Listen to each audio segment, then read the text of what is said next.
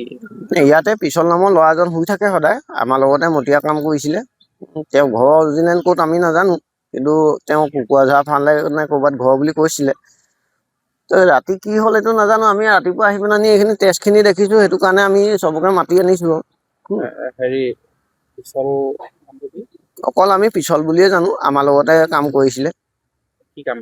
আমাৰ মতীয়া কাম কৰিছিলে সি। কেতিয়াবা আজি প্ৰথমে আগতে মেজিকত হেণ্ডিমেন কৰিছিলে, তাৰপিছত আজিকালি আমাৰ লগত মতীয়া কাম কৰে। আজি 4-5 বছৰ হ'ল মতীয়া কাম কৰা। অৰিজিনেল ঘৰ আমি ক'ত নাজানো সেইটো বাৰু।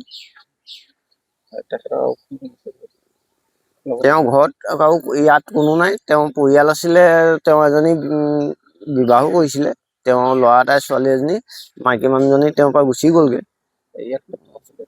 এই আমাৰ এইডোখৰতে ওচৰতে আছিলে, আজিকালি নাই তেওঁ মাইকী মানুহগৰাকী, ক'ৰবাত শিৱসাগৰ বেলেগ মানুহৰ লগত গুচি গ'লগৈ, ইমানেই আৰু নাজানো তাৰ বিষয়ে।